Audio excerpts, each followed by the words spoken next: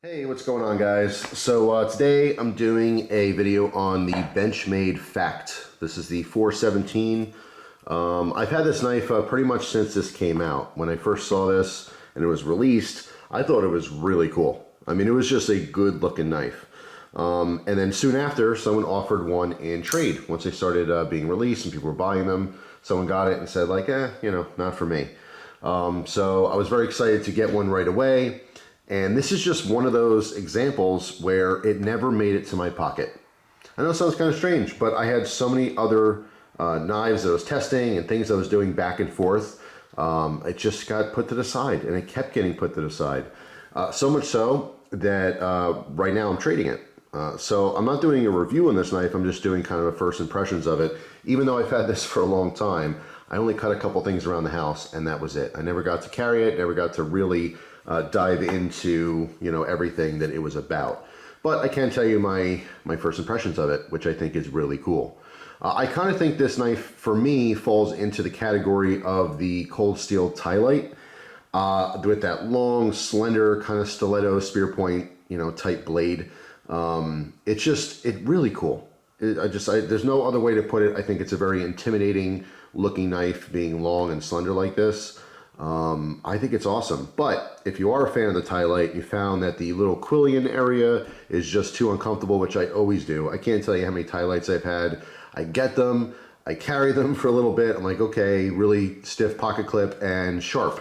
It's not comfortable. It's not that comfortable to actually hold and use, at least often. You can, open a box or two here and there. It's not a big deal. But when you really get in there and start using a lot, the jimping on there is just so incredibly sharp. You'd have to modify it a little bit, just knock those sharp edges down, maybe with some sandpaper or something. I just never did. I never modified one to carry it better. I kind of like my knives stock. I don't really modify my knives very often. So it's just one of those things. If you like the Ti-Lite, you will absolutely love this knife. It's that knife, every bit of cool as that knife is, but comfortable. And I would imagine very, very usable.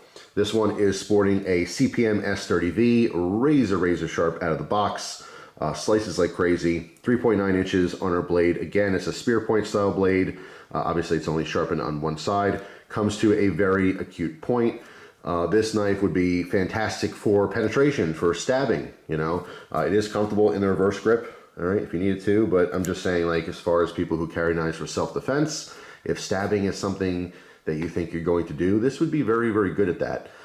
Particularly if you stab in the rib cage area, much wider blades have a tendency to lock inside the bone. Remember, a rib cage there's only these little slots in between. And you watch these different videos and read books and stuff on self-defense and, the anatomy of the body and stuff. Sometimes, and by the way, let me just, before I even get into this, just say that this is extremely, extremely rare. Okay, people talk about self-defense all the time with knives. How many people watching have been in a self-defense situation and you used your knife? Probably none. It's just one of those things where it's good to have this information. It's good to know about this kind of stuff, but you're probably never going to use it. Okay, in the practical everyday world that we live, unless you live in a horrible, horrible ghetto somewhere, you're probably not going to be using your knives against people very often, if at all, ever. But, it's just good to know because you never know. Those things really do happen.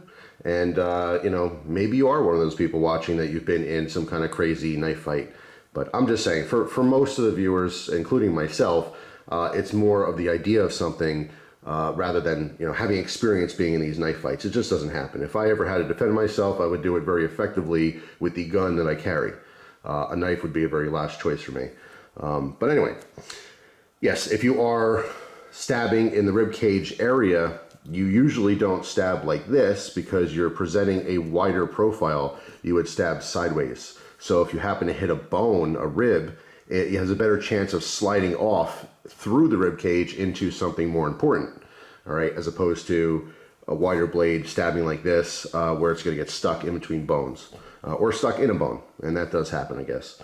So that's, I know, a little bit gruesome and nasty and stuff, but hey, it's the reality of things. But like I said, you're probably never going to have to deal with that, so no big deal. This specific one happens to be a first production run. All right, you can see the number on this one. Well, let me get a little closer so you can actually read it. It is number 39 of 1200. All right, having a first production on a Benchmade or something like that, it's kind of cool. Yes, it adds a little bit to the collector value of it. Some guys and girls like collecting very specific numbers. Maybe it has some significance in their life. Maybe it's their favorite number. Obviously, the lower the better for some people. I don't really care. It's just kind of a bonus for me. As you guys know, most times I'm using my knives. I don't find this knife to be like particularly collectible. Obviously, once a knife is discontinued and stuff, it does rise in value, and having something like first production, if you have like significant numbers, maybe number 1, maybe number 1200, I think those are cooler than like 69 or like solid numbers like 100, 200, 300, things like that. But different people see it differently.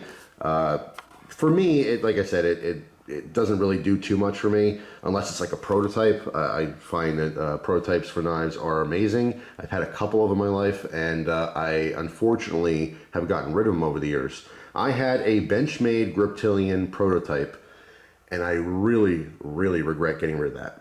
Okay, that was a very special knife. I mean, look at what the Griptilian has become. So anyway, I told you there's a 3.9-inch blade, but overall the length is 8.7 inches. One of the contributing factors as to why you may buy this knife is because of its lightweight. Okay, it has aluminum scales on here. It is lined, but you can see there's 2 very large cutouts. All right, there's just a couple standoffs. So the idea is simplicity and lightweight. Comes in at 3.2 ounces, which is awesome for almost a 4-inch blade. Okay, long, slender, very simple design. Again, let me come in a little closer here so you can see this. So here's a little more detail on these handles. Again, you can see it is completely flow-through design. There's just 2 standoffs on the back. So it's a very, very simple design. The aluminum scales have this kind of line pattern on it that feels really nice. It's kind of grippy. It's not aggressive at all, really. When your fingers wrap around it, you do definitely feel it. So just kind of cool. Of course, this does have the access lock on here.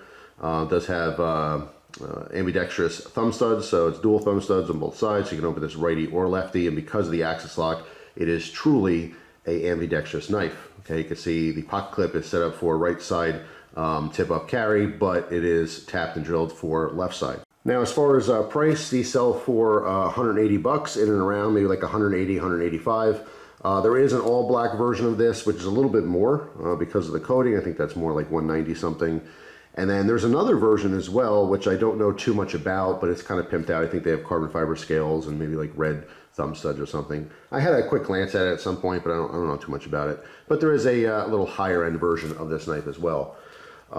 It feels great in the hand. It's very easy to use. Obviously the access lock, just like any other knife, you can flick it closed, flick it open with the thumb stud, flick it closed with the access lock. That's generally what I'm doing when I'm using the access lock. But some people like to retract the access lock to open it, so you can flick it open and closed with the lock itself. Or you can close it really slow if you want to do that too, and open it really slow if you don't want to scare anyone. So overall, I mean, I really do love this knife. I kind of wish that I did end up carrying it, but it is what it is. At some point, someone was asking about trade stuff. I said I have a Fact, and they said, yeah, I'll take the Fact. I'm trading this Benchmade Fact along with a Spyderco Dragonfly with a ZDP 189 blade for 3 different knives, and 2 of them are broken. I know that sounds kind of strange. The value obviously is there. So I'm getting more knife in general, but those knives are broken, so I'll have to deal with that. Maybe send them in myself, take the time and, maybe money, depending on what happens to fix those up. So stay tuned for that. I will definitely do a video when those knives arrive. But yeah, this one unfortunately is going out. I just really, really like it. I tend to, prefer shorter, wider blades than these long, slender blades for like EDC. Like I said, fantastic for stabbing and stuff. Totally works fine, ripping open boxes and everything else. It's just a little more versatile to have, a little more curvature in your blade, more belly, things like that. So it's maybe not as versatile to have this style of blade, but it is cool. And it definitely works. Like I said, I mean, pretty much any knife can do any cutting task. It's just some do, better at some things than others. I can tell you that I feel the pocket clip on this one. This has a very sterile looking pocket clip. It does work totally fine for the one day that I had it in my pocket. I didn't even leave the house. I just had it clipped in my pocket when I get it. Generally speaking, when I get new knives, especially if I only get one knife, I'll clip it to my pocket right away. I open the package and I look at it, I play with it for a little bit, and then I clip it to the pocket. So I get an impression of that immediately, but obviously you have to kind of go out and about your day to see if it's going to hold, taking it in and out to see how that's going to, grab the pocket, things like that. they do matter. So that's what I said. It's not really a review. It's more of a assessment of what I think out of the box. But yeah, I mean, I think it's cool. It's really, really cool. So those are my impressions of the Benchmade Fact. Let me know if you have one, if you rock one in your EDC, and what you think of it long term. It is really cool, but you know, just one of those things. It's kind of rare I'll get a knife and just not use it. But I've had this thing forever, and I just never used it. Only when I first took it out of the package, I cut, I think, you know, maybe a piece of paper, did a paper cutting test, and maybe one cardboard box, if that.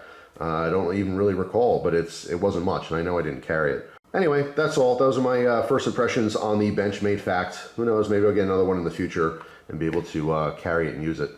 So that's all. Hopefully you guys have a wonderful day, and I will see you tomorrow with a brand new video. Take it easy.